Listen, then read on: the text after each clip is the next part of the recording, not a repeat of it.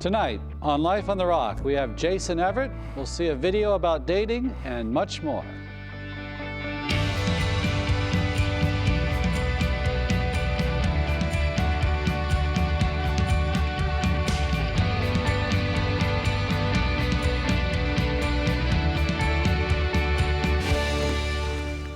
Welcome to Life on the Rock. Tonight our guest is Jason Evert. He's going to tell us about the Chastity Project, which is a ministry that he and Kristalina, his wife, have worked on for years. And they have books they distribute and materials. He's a speaker, she's a speaker. So they're going to talk about promoting, living out chastity, some of the pitfalls in our culture, and also healing from wounds of maybe sexual abuse or some of the wounding from the promiscuous culture that we live in today. And we're now going to a video by Jason Evert on dating. Have you ever noticed we seem to live in a culture full of single people who act like they're dating, full of dating people who behave like they're married, and full of married people who live like they're single? I think it's time to get things back in order. In my travels around the world to speak at high schools and universities, it seems that whenever I meet a girl, it seems like a third of the girls are dating, a third of the women are not dating, and a third of the women don't even know if they are dating or not dating. I'll say, well, so are you guys together? And she'll say, well, kinda. What do you mean, kinda? Well, we went on a date, but we're not dating. But we are seeing each other, but technically it's not official because it's complicated, so I haven't really changed my status, but we are definitely a thing. Okay, like what is a thing? Like a thing is something that grows on the side of your foot like a bunion, okay? Like that's a thing. Like, do you really want to be a thing with a guy? Well, she'll say, well, no, but I don't know what he's thinking. And so to resolve this communication lapse, girls will have slumber parties, in their home or in their dorm. It's like 4 o'clock in the morning. Well, they'll stay up analyzing all their potential relationships. Well, one girl will say, well, so are you and Federico like official or not? And the other girl will like, well, I'm not really sure what he's thinking because he said this, but I don't know if he meant that. I mean, look at his text. Could that mean this or that? And so they like outline the sentence. Well, maybe the verb was modifying a prepositional phrase and he was referring to her, not you. And the girls are like ripping their hair out, trying to figure out if they're going to be engaged by next week or not. And what's the guy doing? He's probably playing video games in his mom's basement. And like, he's got no clue that she needs him to be clear, to define the relationship. But he's just not talking. Now, why isn't he talking? Well, that's partly because men aren't really great communicators to begin with, but that's not really our fault, okay? It's God's fault, okay? And here's why. You may have heard this, that women speak about 3 times as many words as guys do, starting at the age of 2. You can see this in a sandbox. The little girls, like, Sally said to Jessica that Jessica let it.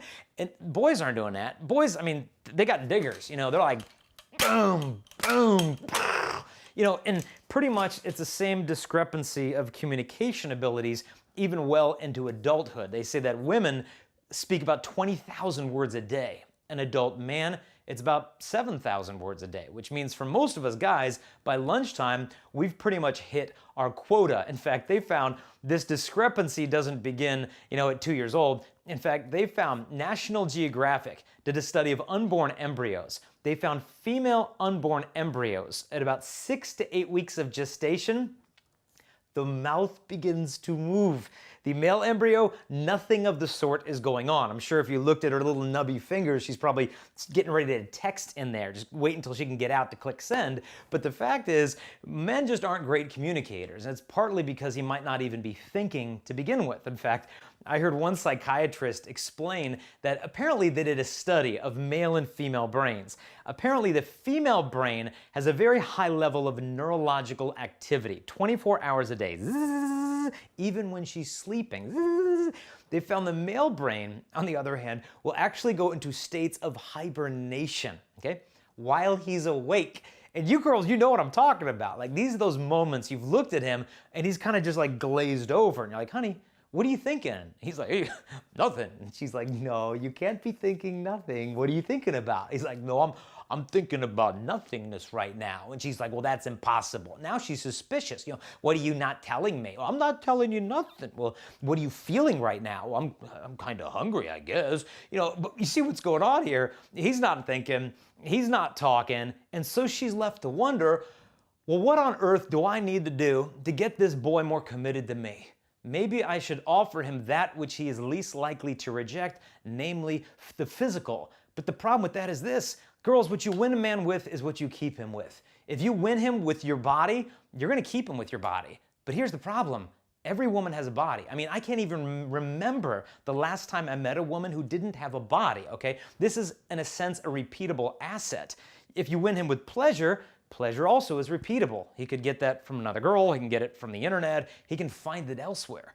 But if you win him with who you are as a human person, you are unrepeatable. And that's why relationships built on a foundation of chastity typically last longer. I'm not making this up. The Economist magazine came out. It's not something I normally read. It's an international bi-weekly business journal, but the cover said the science of sexual abstinence. So I picked it up, and the article says this, headlines, chastity before marriage may have its uses after all.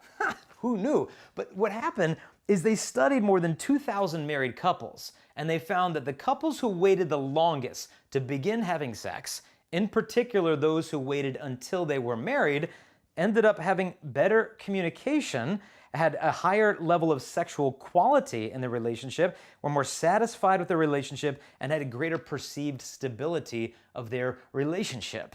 And so this isn't some religious argument. The fact is, it just works. That's why I saw one meme on the internet that just said, boyfriends don't get husband privileges. So if you want to make dating and relationships a little bit less complicated, then if you're single, don't act like you're dating. If you're dating, don't pretend like you're married. And if you're married, don't live like you're single.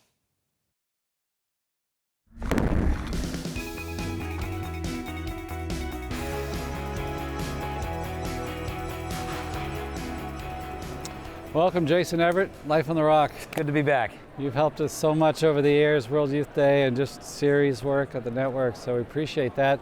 I want to talk about the Chastity Project. What is that? Yeah, Chastity Project is a ministry that we've been running for about 20 years now. We just finished our 20th year, just to promote God's plan for human sexuality and love, primarily amongst high school and college students, but then also helping married couples and parents to know, well, how do I communicate this message to my kids? So we give seminars all around the world, we create products and resources, and then we try to make the resources really cheap so that people can get box loads of them to evangelize their confirmation class, their CCD kids, and then we run all of that through the website chastity.com. And you recently have a book called Made New? Yes. My wife, Kristalina, just came out with it, and it's Healing and Hope for Abuse Survivors. Because there's this big, the big Me Too movement of everyone coming out and say, yeah, I was sexually abused too. Me too, me too. And that's great to bring awareness of the problem and bring justice to the perpetrators. But what about the victims? Like, how do they find healing? How do they start over? How do they answer all the questions that they're wrestling with? Well, was this my fault? And will anybody love me? And who can I tell? And will anyone believe me? And so in that booklet, Kristalina kind of walks them through the whole healing process to know, look, you're not alone, and there is hope, and there is healing. Yeah. And is one of the big things is just to start talking about it? Is that with a therapist or somebody? Or that's one of the biggest pillars that she really tries to get the girls to do, because a lot of times, like, no, I can't tell anybody. Nobody would believe me, or they'd look at me differently, and what difference is it going to make? I don't want to relive all of those awful memories, so I'm going to stuff it. And I'm just going to go on, and I'm going to be strong. But all this stuff that's getting just stuffed is going to resurface, likely in your vocation or in your inability to establish a vocation. And we're kind of living out of our wounds instead of really facing them, owning them, and healing them. And so getting it out in the open, because the devil can't follow you into the light. One thing my wife often says. And so we got to bring these things to the light with a good Catholic counselor and begin the healing process. And it doesn't matter if it happened 2 years ago when you were 11 years old, or it happened 60 years ago when you were 20 years old. Like, it needs to get dealt with. And so there's a lot of women carrying things they don't know how to begin the healing process at all kinds of different ages, and the book helps them to get to get that going. And one thing I'm seeing more clearly as I get older as a priest too, just how damaging is, even in consensual sexual relations in our hookup culture, just taking out of the concept of marriage, how sexuality can be so harming. Yeah. And Do you see a lot of that? More than you can imagine. I mean, it's almost like taking a goldfish out of its bowl. Yeah. You know, it can't survive there. That's not the environment in which it was created to thrive. Yeah. And so you can think of it like taking fire out of a fireplace. It's going to get real destructive. It's a beautiful, wonderful thing in the proper confines, right, but taken outside can be so destructive. And so I'm seeing it in the schools, and the kids on their phones, from the 7th grade up. I mean, I'm meeting high school boys. I met one boy, and he said, I go to home on school on Friday, and on Saturday, I watch 12 hours of pornography. Right. And then I wake up on Sunday, and I watch 12 hours of pornography, and then I go to school on Monday. And it's just like, how is this poor boy gonna enter into a functional dating relationship with any girl? I mean, he's gonna destroy them. Right. And so there's a lot of brokenness going on out there. Now, what do you tell like people how to get off of pornography if they're addicted, hooked? What are some basic practical tips? Yeah, well, one is don't fall into the self-reliance of, I can do this on my own. I'll break free. You just wait and see. You got to bring it into the light. You know, find some accountability partner. Get some accountability software like CovenantEyes.com is a great one, and you can get that, and it'll not only block the pornographic content, but send you a report every week of what websites everybody's looking at in your house. Yeah. And so as parents, you got to become computer savvy. Like you don't even know how to open an email attachment, and your kid's hacking into the Pentagon's website for fun. Like, catch up, Mom. And so we've just got to be, internet savvy. I saw one study that said one of the foremost places that kids are accessing porn now is grandma's house. Because the grandma's like, oh, here, play with a phone, kid. Yeah. And the grandma doesn't have porn filters on her computer, and she doesn't realize what they can access in 30 seconds if they're not supervising. And what happens to the kids is tragic. I saw a woman who works at a pediatric hospital for sexual abuse survivors, and she said the #1 perpetrator right now of sexual abuse against children is boys between the ages of 11 and 15 years old who've been exposed to porn. Because those boys see the porn, and then they want to act it out with their little neighbor or their cousin who's visiting for the weekend who's 7 years old. That's the #1 place this abuse is coming from. And so we've got to be able to protect not only ourselves, but our families. Yeah. I mean, that's what I've told parents too. It's like, you absolutely have to know where they're going on the internet. You just can't let young people just surf the net. Yeah. There's just too much stuff out there. I mean, you're essentially giving them 1 million X-rated bookstores in their pocket. And unless the kid's highly motivated not to look at porn, he's looking at it. And so we got to be smart about it. And it's not just the websites too. The kids are becoming the porn, where a boy will say to a girl like, well, hey, why don't you send me some pictures of yourself? Take off some clothes. And the girl's like, oh, okay, I'm dumb, I'll do that, and takes pictures, sends it to the boy, and he gives it to everybody on campus. Yeah. And so they're not only just looking at it, they're becoming it. So we got to become computer literate. Right. So that's the big thing. All right, as Catholics, we have confession, accountability partners. Maybe that's a blessing in one sense. More of the culture struggles with it, so it just seemed like you could talk about it more. That I have this problem, I need help. Yeah. So bring it to light, get rid of the shame. So those are good pointers. Yeah, and not just the boys either. Girls more and more are struggling with pornography. And it might begin out of curiosity. What do I need to look like? What do I need to do? Who do I need to be? And then they get hooked on this stuff, sometimes because their dad is hooked on it and she finds his collection, then she gets hooked on it, and they think, well, this is a guy problem. I shouldn't struggle with this. I can't confess this. Lust is a male problem. And this is not true. Many young women struggle with it, and they need to know that this is a human problem. We're in this together, and there's hope and there's healing. Right. Now you've written a book on theology of the body, and you talk a lot about kind of a summary of John Paul's teachings. And here you mentioned you're giving a talk about the new gender theology, I guess you could say. Tell us about that. What's the church teach about that? Yeah, well, I mean, there's a lot of confusion on this one. I know a girl who's attending a university that's represented here at the conference, and she said when she was applying for the university, she had to fill out her college application, and she had to pick her gender to get into school. and there were 18 genders to pick from, and male and female were not even options on the list. My goodness. And this is not some crazy left-wing college. This is a very prestigious, well-known California university, and not even Berkeley. And so the kids are having to navigate through this. On freshman orientation, they'll meet, and then what's your preferred pronoun? Do you like he? Do you like she? Do you like Z? Do you like Z? And it's like, these good Catholic college kids are like, okay, what do I do when, when my friend is identifying as a, pansexual, or he's coming out as intersex non-binary? What am I going to do how do I answer this stuff? Yeah. And so the workshop is to help them have a solid anthropology of, look, there's not 18 different types of people. There's 3 types of persons: divine persons, angelic persons, and human persons. If you're a human person, you're either a son of God or you're a daughter of God. He created us male and female. And so all these labels, like Facebook having 58 genders, this is not getting us closer to the truth of who we are. It's just giving us permission to reject who God created us to be. Right. I know the Catechism talks about how we should accept, the biology, the gender we're given. What have you seen? Have you seen ways to help young people do that? Because it is teenage years, it's kind of hard. You're struggling to find your identity. Yeah. Some people might struggle with that more or less. What are some ways we can affirm that in young people? Hey, you're a man. Yeah. You're a woman. Well, I think the first thing is take some of the pressure off that, look, the teenage years, adolescence, it's going to be a time of self-discovery, of turmoil, of confusion, of I'm attracted to this, and then that, and then who am I? Am I this? Am I that? And tell them, look, that's okay.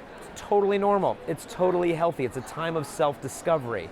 And that you don't have to fit every perfect gender stereotype of a man. You got to be into shooting beer and drinking beer and hunting deer, watching NASCAR. And if you don't conform to that, then you're not manly. And at girls, if you're into leadership, well, that's not very feminine. And a man likes theater and dance and poetry, well, that's feminine. Right. These are unfair, bogus gender stereotypes that are at the root of a lot of the problem.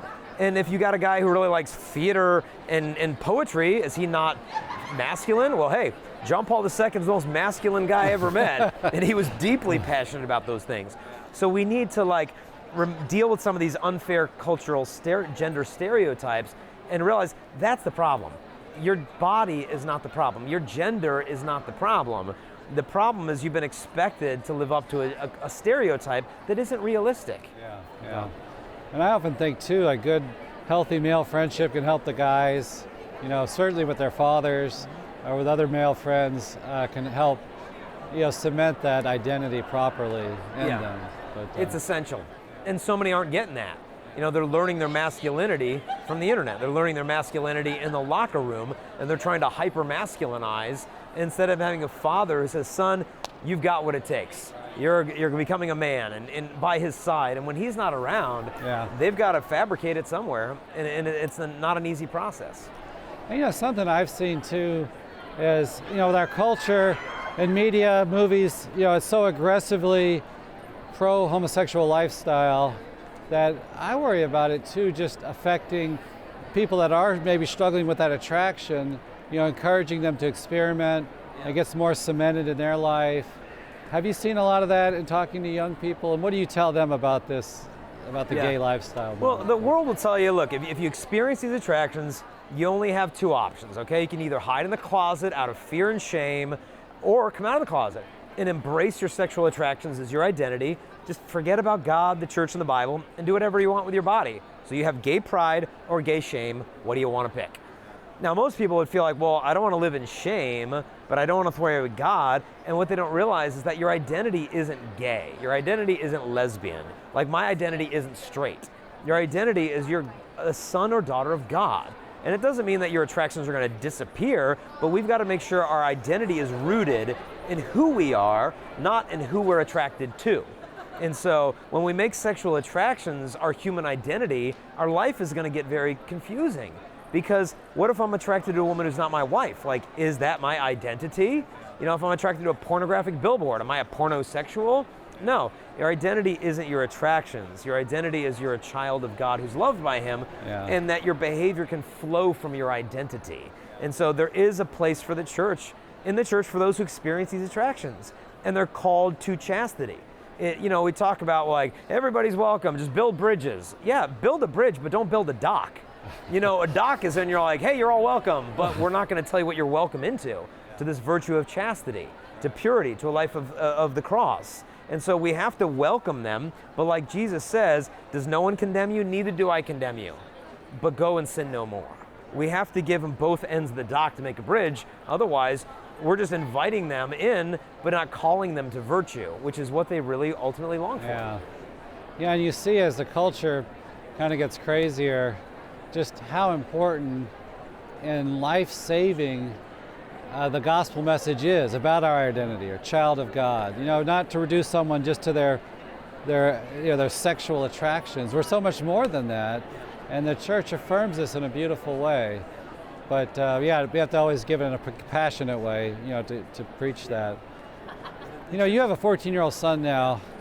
How are you raising him, in this world of great unchastity in our culture? What are you telling him? Yeah. Well, the church tells, there's no age at which you tell a kid this or you tell a kid that, because every kid is different, and some are more precocious, some just don't have the questions. So you as the parent are the primary sex educator and the primary evangelist of your children. It's not the church's job. It's not the governments or the schools or the states. They can assist, but the primary sex educator has got to be the parents. And the most important thing they learn is just seeing mom and dad.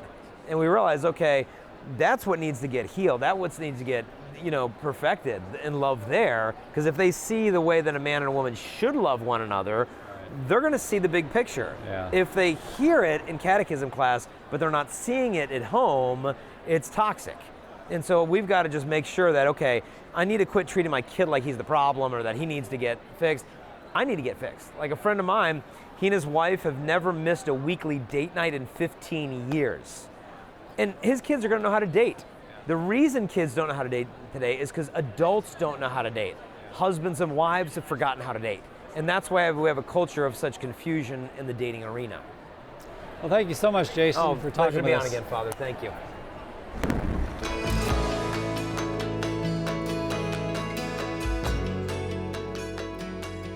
Well, I really enjoyed speaking with Jason Evert. That guy always has new approaches, a lot of energy, smart guy. And I love this theme we were talking about, just to step into the light. We're trying to live a chaste life.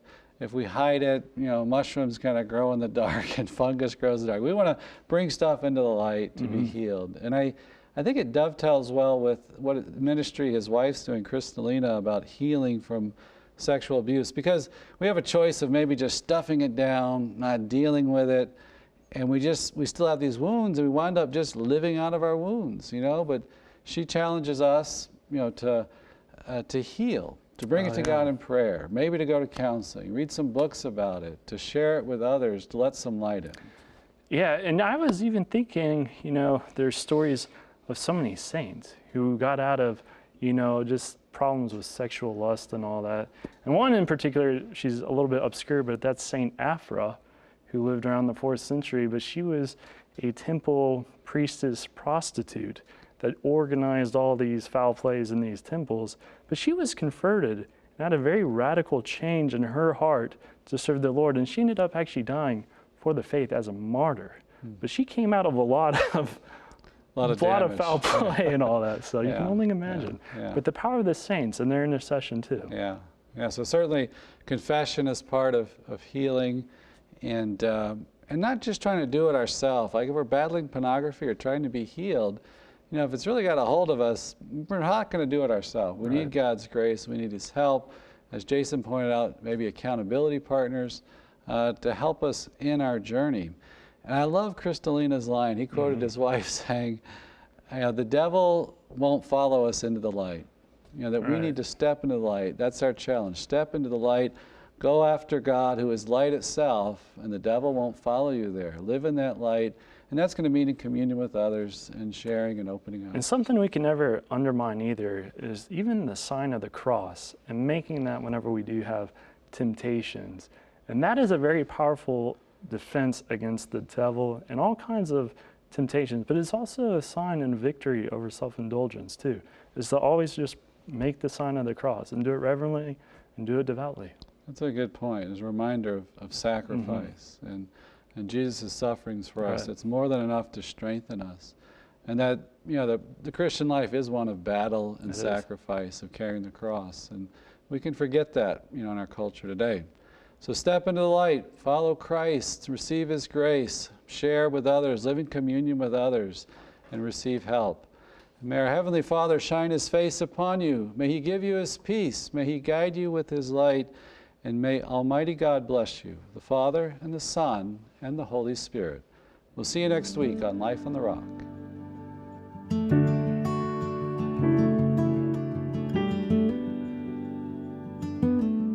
Come to our stable, there is room for you to dwell. In flesh and blood to prove your love. While we were sinners, you became Emmanuel. You have become one of us. You have become one of us. You gave us your only Son to all of our weakness and flesh. You have come, Emmanuel. Our God is with us now. You gave us your love.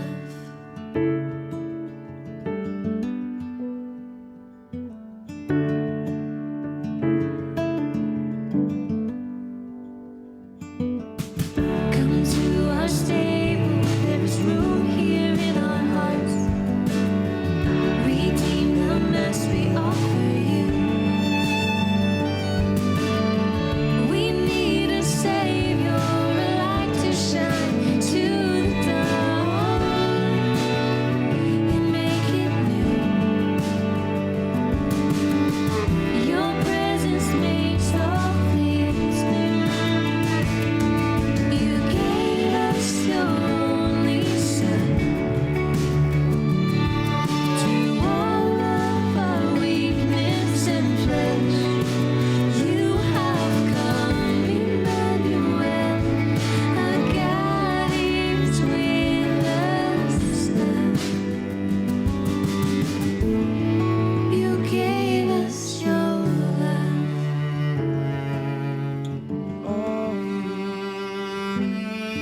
You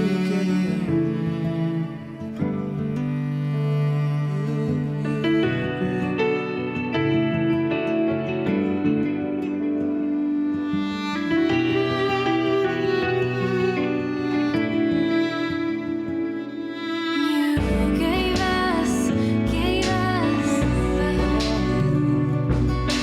You gave us. You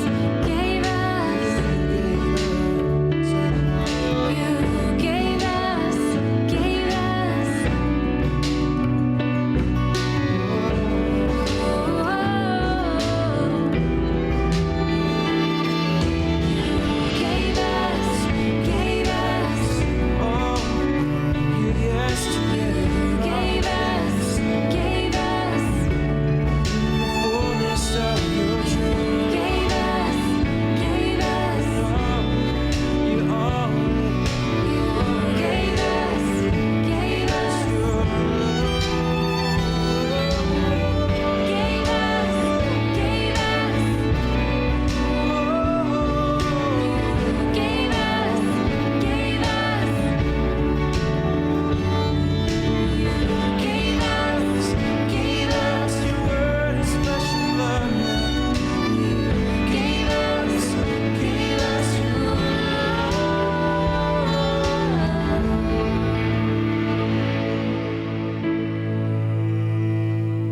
You gave us your only Son